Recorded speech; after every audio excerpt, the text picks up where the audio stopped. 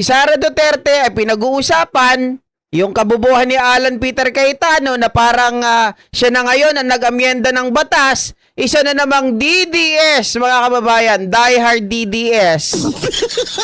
Ang nakasuhan ng ombudsman hinggil po sa 1.4 billion land deal. Nako, akala ko wala na ito. Akala ko nadaan na ito sa limot, pero sigurado, mga kababayan, si Arnel Ignacio, maging ang mga DDS magagalit na naman dito sa balita na to. No?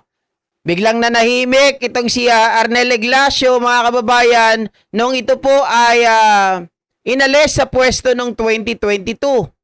Yes, noong 2022 po, hindi po pala noong 2022 natanggal. Diyan po nakita, mga kababayan, yung anomalya ng tawag dito, pag-alis sa kanya bilang isang OWA chief, 'di ba? They were both removed. They were not asked to resign. This is a sign, a reminder from the president to all those working under him to do their job and not get involved in anomalies. Yan nga yung tawag dito, babala ng ating pangulo dati, mga kababayan. Nung natanggal itong si Arnel Ignacio as administrator of the Overseas Workers Welfare Administrations or OWA, is President Marcos Jr.'s way of warning government officials to shape up or to ship out, especially if they have questionable deals, Malacanang said on Wednesday. Mga kababayan, si Arnel Ignacio po, ang ginawa niya ay pumirma po ng 1.4 billion deal. Usurpation po ito ha. Wala po dapat kakayahan, wala pong power na pumirma si Arnel Ignacio, pero pumirma po siya. Aray ko. Okay? Pumirma siya.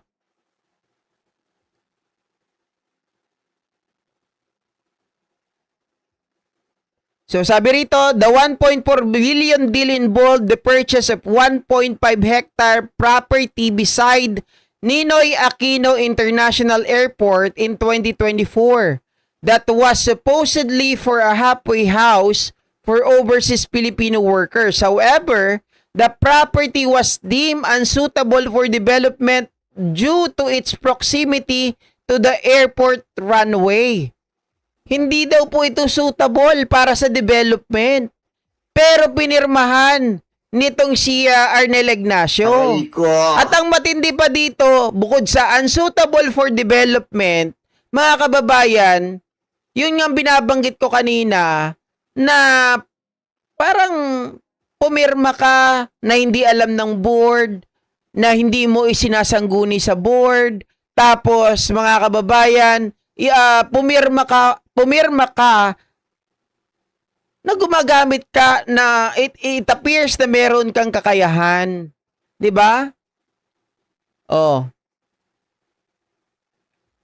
Sabi rito, naharap sa kasong usurpation of official function ang TV host at dating hepe ng Overseas Workers Welfare Administration. Usurpation of official function. 'Di ba? Matapos na sampahan ng kaso ng Office of the Ombudsman kaugnay ng kontrobersyal na 1.4 bilyong halaga ng pagbili ng mga ari-arian sa ahensya. Maganda yung motibo para sa mga migrant workers, para sa mga OFW. Kaya lang mali yung pamamaraan. Sino ang magsasabi dito na walang kickback?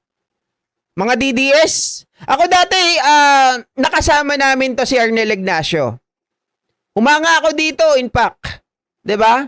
Kaya lang mga kababayan, kapag ginamit mo na grave abuse of power, usurpation of official function, hindi ka binigyan ng karapatan para pumirma sa mga special document, mga kababayan. Tapos ginamit mo, 'di ba? Usurpation of official function para lang pumirma sa ganitong land deal. Aray ko. Sino maniniwala na walang nakinabang? Sinong maniniwala na walang kickback dito? Sige nga. Mga DDS. Oh. Ayon kay Department of Migrant Workers Secretary Hans Leo Kakdak, na noong July 7, 2026 ay natanggap nila ang isang resolusyon na inisyu ng Ombudsman hinggil dito.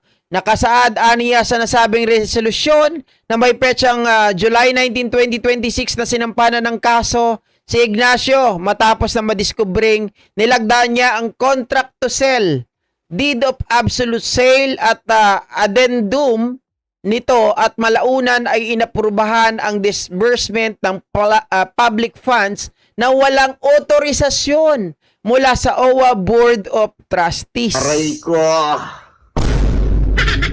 Diba? Sarili niyang diskarte. Oh, mga DDS, tanong ko sa inyo. Dahil marami ang hindi nagla-like dito, nasa 500. Naniniwala ba kayo na walang kickback dito? Aray ko. Naniniwala ba kayo na walang krimen dito? Mukhang plunder na naman to. Pag nagkataon. Kasi ito ay, mga kababayan, 1.4 billion deal. Baka may makukulong na naman pag nagkataon. Hindi lang ito basta usurpation of of official function. Ha? Biruin nyo yung ginawa. Nilagdaan niya yung contract of sale, deed of absolute sale, at addendum. Diba? Nang walang otorisasyon ng OWA. So, ang pinag-uusapan dito, kung ikaw ay mayroong usurpation of official function at nagkaroon ka ng ill-gotten wealth, o sabihin natin, mayroong pinag-uusapan na 1.4 billion deal, lumagpas lang ng 50 million ang kickback mo dito, plunder ka na kaagad. Aray ko. Diba? Hindi kailangan na kailangan 1.4 billion talaga yung na-kickback, ha. Pumalo lang yung kickback niya dito na sabihin natin 50 million, plunder na kaagad. Plunder na kaagad yan. So DDS, paano yan? Diba?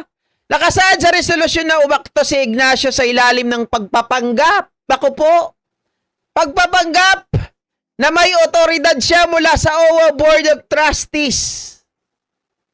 Oh. Sa kabila ng kaalamang wala siyang ganitong kapangyarihan, alam naman pala niya na isang aksyon na lampas sa mere administrative non-compliance at direktang bumubuo ng krimen ng usurpation of official function.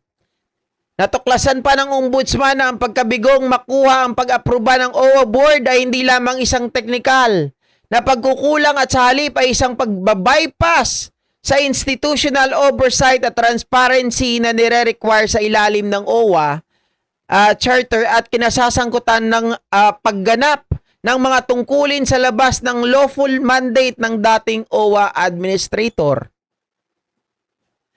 Pero syempre, pagtatanggol yan ng mga DDS. Aray ko. Sabihin nila, DDS kasi si Arnel, kaya ginigipit ng gobyerno. Oy, tandaan natin na si Arnel Ignacio dito, lumagpas sa kanyang limitasyon. Lumagpas sa kanyang trabaho. Tapos sasabihin ninyo, pinopolitika. Hindi pinopolitika ito. Hindi naman po, mga kababayan, politiko si Arnel Ignacio. Aray ko. Diba? Ang totoo nga nun, maraming humanga sa kanya eh. Until, siguro, sabi nila, maraming humanga kay Arnel Ignacio, masipag. Kaya lang nasobrahan. Aray ko. Ang tanong, bakit kaya nagawa ni Arnel Ignacio ito? Baka naman may pangangailangan. Diba? Ano kaya yung pangangailangan niya, Ma'am Susan? Meron yan, GP, malaking pera. Akala ko matino, hindi pala. Patay si Arnel. Rosel Cruz na imbag na bigat. Si Sara tuwing may rally ang sinasabi, bukas ako ng presidente.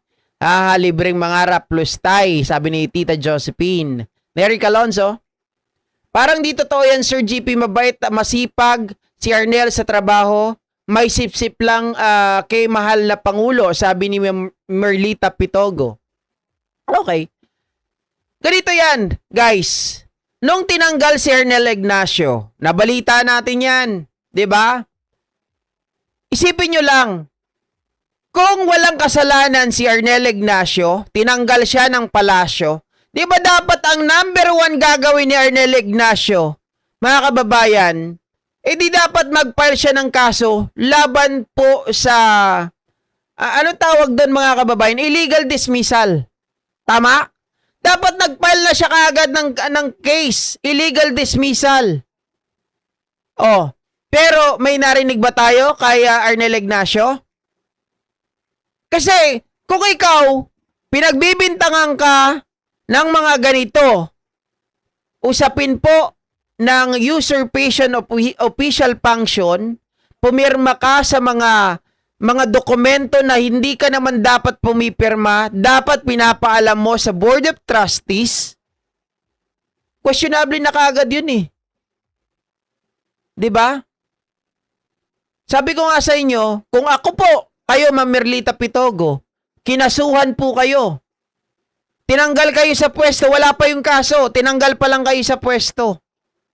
Kayo ba ipapayag na masira yung reputasyon ninyo? 2024 pa ito ibinalita. Ngayon lang nakasuhan. 'Di ba? 2024 na balita, walang ginawa si Ernel Ignacio. Hindi man lang siya pumalag. Illegal dismissal dapat 'yon kung siya po ay tinanggal ng walang kasalanan. But going back, bakit hindi po siya naghabla ng kaso? 'Di ba? Sabi rito, pinaliwanag ni Kakdak na ang usurpation of official function ay isang criminal offense na maaaring may kaakibat na parusang mula 6 na buwan hanggang 4 na taong pagkakabilanggo, subject sa determinasyon ng hukuman. Paano kung nag-escalate pa ito sa plunder? Aray ko. Again, mga kababayan, usurpation kasi siya po ay usurpation of official function kasi siya po ay lumagda sa contract to sell, deed of absolute sale at addendum without the authorization of OWA Board of Trustees. So may basihan. 'Di ba? Kung hindi alam ng Board of Trustees, hindi po 'yan gawa-gawa. Hindi lang po yan pagsisipsip sa mahal na Pangulo. May katibayan sila eh. Alangan naman mga kababayan, pirma ni Ignacio nandun pero hindi siya talaga yung pumirma. Kasi, kung hindi siya naman ang pumirma doon pero pirma niya nakalagay, he can also defend himself. He can file a case against them. Nasabihin, hindi ako yan. Ginamit lang yung pirma ko. That's electronic.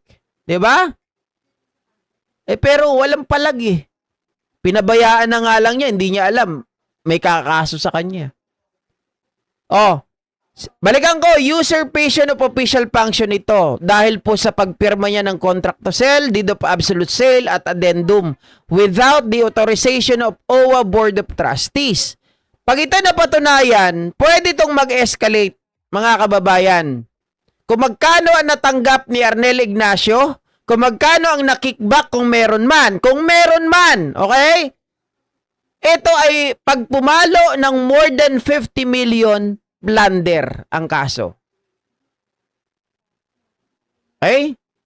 So ayan mga kababayan, ang balita ngayon, mag-iiyak man kayo mga DDS, nasa huli ang pagsisisi. 'Di ba? Kasalanan ng mga taong gumawa. Masyado kasing mga ganid sa pera. Oh. Ngayon, puro kaso. Kulong. Pag nagkataon. Okay? So, ayan mga kababayan, magkita-kita po tayo mamayang 2:00 para po sa impeachment. Day 4. Day 4 ni BP Sara Duterte, mga kababayan. Bye guys!